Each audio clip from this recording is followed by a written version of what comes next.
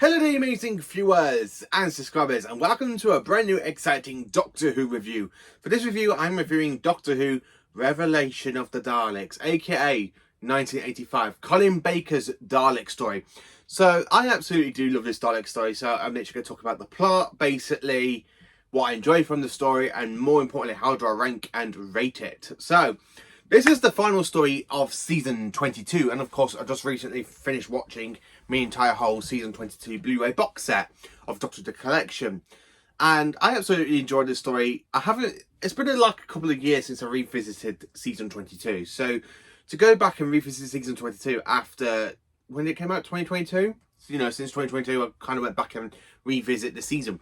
So I absolutely love this story. So we open up to this fantastic planet shot of Necros, and then of course you hear the TARDIS materialising in a beautiful landscape of the TARDIS landing on a snowy hill. And as the TARDIS is there dematerialising, Perry walks out of the TARDIS wearing a blue coat and looking a bit duffled.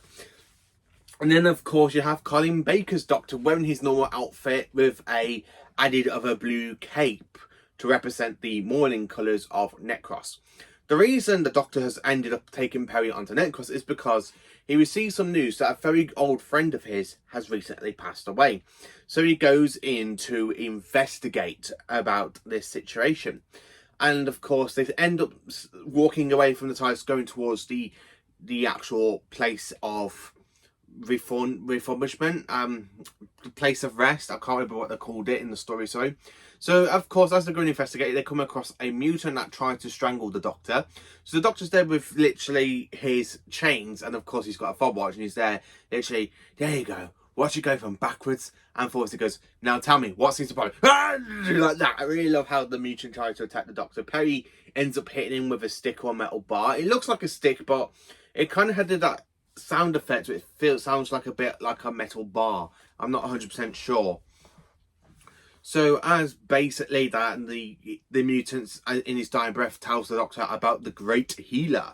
So the Doctor ends up going in to investigate, and of course it goes into the fond memories. So of course you've got people's faces on statues and stuff. So basically as the Doctor's there walking around, and of course you've got these Plymouths and statues and stuff, the statue of the Doctor does end up falling on him, and of course you have the creepy Mr. Jailbird coming out to run towards Perry. Oh, your friend's dead, he was such a mess. Not quite yet, I'm not. I love how Colin Baker says that, and of course he lifts up the statue. Doctor, you're bleeding. Oh, that's not my blood. I absolutely do enjoy this story. It's actually quite good. So part one's basically the Doctor and Perry travelling to the place of peace, or place of rest. So basically you have a fantastic DJ who's there talking, and of course you have Davros being the great healer, who literally is his head's inside a kind of a glass jar. And when he's there talking, he goes, "Shut that fool up! It is the Doctor. Excellent." I love how Davros basically made the these chains to try and get the Doctor onto Necros. And of course on Necros, Davros is creating a new race of Daleks, the Necros Daleks, which is basically the same kind of Dalek alien that we see on the Skyrons, but with a different kind of paintwork, aka a white paintwork with the gold little bubbles, and of course with the normal Dalek weaponry and the eye stalk, until the Daleks have a bit of a change in the fantastic story known as Remembrance of the Daleks. So this is basically the first time they kind of change a little bit, and I absolutely do enjoy this story. The Necros Daleks, yeah, okay, they don't really look much like the neck from the ones from Skaro, but different paintwork. But the ones from Skaro do make an appearance in this story, which they absolutely enjoy. I love the return of Necros Daleks. They look absolutely brilliant and amazing, and just pure fantastic.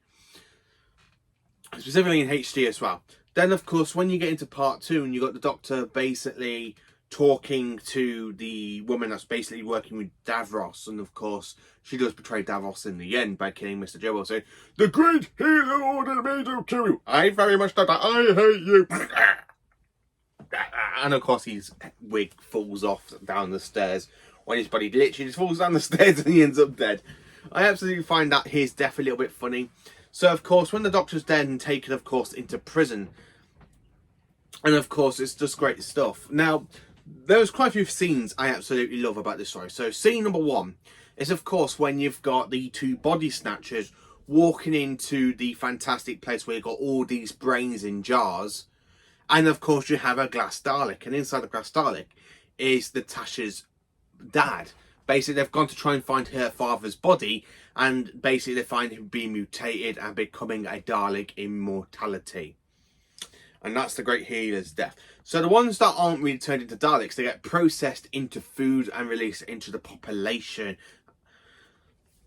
So anyway, the ones that end up dead don't really have anything to do with the Great Healer, because Davros is going to think he turns them into processed food and basically release that into the world population.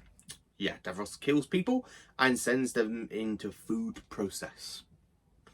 I absolutely do enjoy Davros in this scene because Tim Malloy is absolutely brilliant as Davros, because one, we have two versions of Davros. You've got the one where he's literally in a glass jar, and then of course at the end where you basically have the two assassins being hired by Carla, and of course they literally go and drop a stick.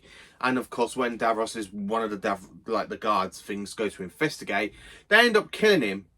And of course attacking Davros. When Davros goes, "You fools! You cannot hurt me! I am Davros!" And of course he's there filing this fantastic lightning bolt out of his third eye, which is absolutely brilliant the way he does it. And of course they end up shooting the containment, and that's it. We think Davros is dead after it blows up. So yeah, I do like that scene. And then of course basically you have another scene where Davros basically reveals himself in his form that we know him of. And of course, when they're trying to kill him again, he electrocutes the main assassin, and he's there literally electrocuting him, a bit like Palpatine in Star Wars, when, like in Empire Strikes Back, where he's literally there electrocuting him, like Palpatine is. And Davros kind of does that, but I love the new updated CGI effects that was on the DVD release and released onto the Blu-ray. And of course you've got Davros hovering, so really Davros the first kind of Dalek, because he is created the Daleks hovering, where the very first time we see a Dalek hovering is in fact in this story. Now you're probably wondering what the earth am I on about. So when I was rewatching this story, I realised something. I always thought it was remembered as the Daleks where we see a Dalek hover. It isn't. It is in fact this story, because you got a new Necros Dalek basically hovering to kill the two assassins before it blows itself up. So that's actually quite interesting. I saw another hovering Dalek, which I did actually quite enjoy, and I absolutely enjoyed, and absolutely fantastic and brilliant, and I did love it. Also, I love the fact where the Doctor is making contact with Perry. He's there telling her to go back to the TIEs, contact the President's ship. He is not to land here. This place has been infested by Daleks. And of course, the DJ heard the Doctor tell Perry this. He goes, no, you can't go, because I just heard you. Look, they're coming now. And of course, he creates this new machine and basically makes a death ray sort of thing. And Daleks end up destroying two of them.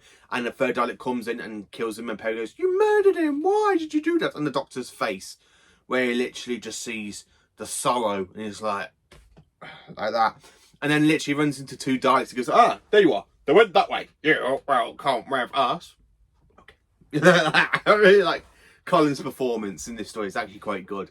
And then of course you've got the Doctor meeting Davros, and where they basically are talking, and of course one of the assassins, because one would think he's dead, but he doesn't. He actually does he literally comes about. It's like they knocked him out, and he literally is there, and Davros is there telling the Doctor his plan. He's there waving his hand about, and literally points the gun at Davros's hand, and boof, the fingers go popping off. And Davros loses his hand. So this is the story Davros loses his hand, so that, which is why it explains in his return back in the Stolen Earth and Journey's End, he's there wearing a metal hand, because he has his original hand blown off in this story. And then of course when they wrap Davros's hand in bandages, the Skaro Daleks arrive, thanks to the two people that literally called them to try and take Davros. They're going to destroy Davros's Daleks. No, we're not. Because the Daleks want to recondition Davros's Daleks to obey the Dalek Supreme, and not Davros. So of course when the Daleks are escaping, you got Davros having that meltdown saying, "I am Davros, I am your creator, I can make you all supreme beings of the universe, I can do that." But Davros is there just literally melting down, and they're literally walking, well, kind of, the way the Daleks move. And of course you got the assassin with the bomb, and he's telling the Doctor to leave because he's going to blow up the place, so that way Davros doesn't escape. But in fact, Davros does escape. The Daleks do escape as well. The Skaro Daleks, he destroys Davros' Daleks though, so they don't get reconditioned into obeying the Dalek Supreme. So they go bye-bye, boom. And of course, the Doctor does re-meet Perry, and of course, Perry's there saying, I need a holiday. I mean, all right, I take you to... Psh. So just before that scene was edited, the Doctor was actually going to offer to take Perry to Blackpool, which was going to lead into the next story in the next season, which was going to be called The Nightmare Fair, until it was cancelled by the hiatus. So, Revelation of the Daleks. What can I say about this story? Well, it is definitely a 10 out of 10. It's got some great creepy moments, absolutely brilliant. And I'm going to have to give this one an A triple plus, because one, it is just absolutely brilliant and iconic, and I absolutely did enjoy it.